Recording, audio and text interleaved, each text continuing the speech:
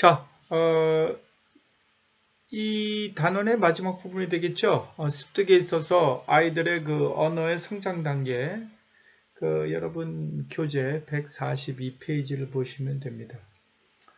이제 아이들이 언어를 완성해가는 과정, 이제 물론 뭐 아까 경험주의든 행동주의죠, 생덕적이든 또는 뭐 상호주의든 간에 그 위에 잠깐 읽을까요? 여러분들 같이 좀 내용을 보실 필요가 있으니까요.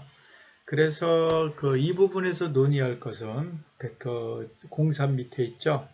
언어 능력에는 궁극적으로 언어 발달에 전문화된 두뇌 장치만 있으면 모든 것이 해결되는지에 대해서 생각해 보려고 한다. 물론 타고났다고 해서 다 해결되는 거냐? 라는 걸 한번 생각해 보자는 거예요.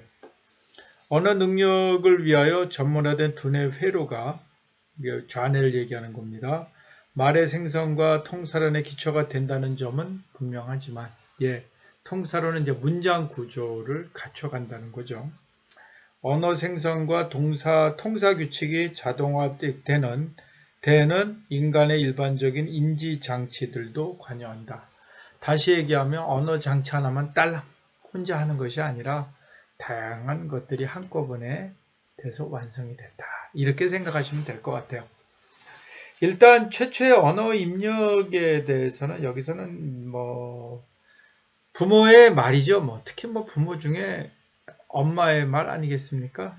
엄마의 말이죠. 엄마의 말이 어떻게 작동하는가? 이게 제일 중요하죠. 그래서 이제 오른쪽에 잠깐 보면 여러분이 143페이지에 어머니가 아이에게 하는 말 90% 정도가 문법적이었다. 그렇기 때문에 사실 어른들이 그 아이들한테 얘기할 때 물론 약간 좀 아이들 말을 흉내내서 얘기하는데요. 사실 그 많은 이야기들을 하는 걸 보면 그런 어린이의 흉내보다는 자기는 제대로 된 문장을 얘기한다는 거죠. 약간 좀 뭐 아이들 말에 그랬더 이랬더처럼 발음은 좀 그럴지 몰라도 문법에서는 그렇게 틀리지 않는다 이렇게 볼 수가 있습니다. 그래서 밑에 보면 뭐 여전히 다른 문화적 환경에서 자란 아동의 어머니 말씨와 아동의 언어 습득에 관한 여러 포괄적인 자료가 있지만 그렇다고 해서 그게 충분히 이루어진 건 아니죠. 어쨌든 중요한 것은 우리가 아이가 처음에 언어를 대하는 건 엄마의 말, 특히 이제 엄마 아버지죠. 굉장히 중요한 겁니다.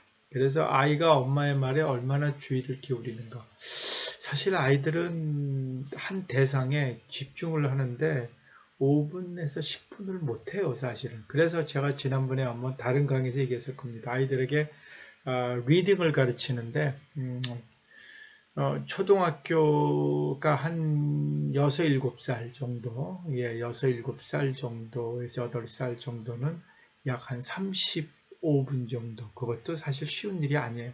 계속, 그래서 35분에서 읽는 시간은 책 고르고 하면 한 15분 정도? 그리고 그림 그리고 뭐하고 하는 정도로. 그래서 아이들의 집중도가 이제 적기 때문에, 그래서 뭐 얼마나 듣느냐는 모르겠습니다만, 그렇다 하더라도 역시 초기에는 어른들의 말이 굉장히 중요하다. 두 번째 이제 144페이지에 개념 형성과 언어 표현 수준의 관계라고 얘기합니다. 그래서 아동이 듣는 모든 발화가 문법적으로 정확하고 완벽한 입력으로 제공할 필요는 없다 하더라도, 그렇다 하더라도 일종의 이야기를 그러니까 어떠한 개념을 잡아가는 데는 나름대로는 구색을 갖춰야 되겠죠. 여기서는 이제 아메리칸 사인 랭귀지에 대해서 그러니까 소리 언어가 아닌 수화를 가지고 어떤 정도를 설명한 것이 나와 있습니다.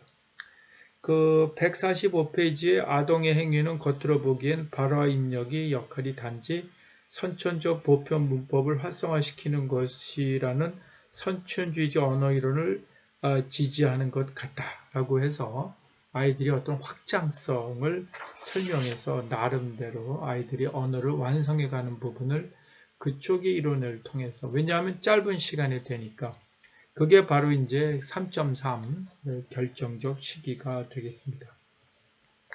계속 여기서는 이제 그 부분을 우리가 수화를 통해서 얘기하는데, 수화도 여러분 하나 착각하시면 안 되는 게 언어예요.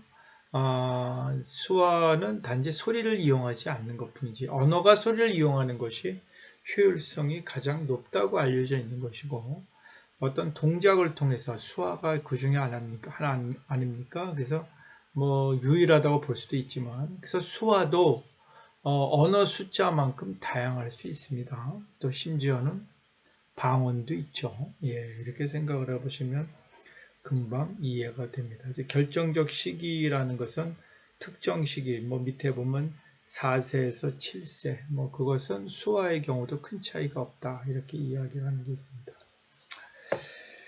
예, 그 다음에 이제 그 147페이지에 그 지식 발달 그리고 연상학습, 결정적 시기라는 시기는 언어학습에 제한되지는 않고 수백 가지의 신경 생리학적 실험 연구에서 결정 시기가 고양이의 시각 형태, 시각의 습득을 제외한다는 것을 즉 동물 연구가들은 오랫동안 나이의 효과에 주목해왔고 늙은 개에게 새 재주를 가르칠 수 없다는 속담은 결국 개에게만 아니라 사람에게도 되는 것이다. 그래서 어떤 연상학습에 대한 부분을 이야기를 하는데, 사실은 그러니까 언어의 기본적인 구조가 갖추어지는 것은 특정한 시기가 있는 거고요. 그것이 좀 더 발전하는 것은 이제 학습 과정을 통해서, 그래서 그 어휘들이라든가 표현의 수단들이 좀 더 다양해지는 이런 부분들을 얘기합니다. 그래서 148페이지에 보시면 밑에 다시 말해 단순한 연산 과정, 연상이라는 건 이미지화 시키는 거 아닙니까? 아동이 언어를 습득하는 방식의 많은 측면뿐만 아니라 또 쥐가 특별한 과제 수행을 학습하는 방식을 설명할 수도 있고, 그래서 연상학습은 즉각적 행위에만 제한되는 것이 아니라 연상학습은 분산신경 네트워크에 실행되는 동물의 두뇌에 의해 실행되건 간에 기저 원리를 습득하는 데에도 사용할 수가 있다. 그래서 우리가 언어를 얘기하는데 단순하게 그냥 습득이 어떤 기관이 발전하는 것의 하나로 이 연상하는, 이미지화 시켜서 거기서 끌어내는 거죠. 이런 것이 얼마나 중요한 역할을 하는가. 이것은 동물도 그렇지만 인간은 더욱더 언어 발달에 중요하다는 겁니다. 그 다음에 이제 3.5, 그 149페이지에 놀이하기와 모방. 그래서 놀이와 모방은 우리가 포유류의 어느 독특한 형태라고 이야기를 했습니다. 예, 그래서 우리가 모방의 경우, 아까도 그 케어테이커죠.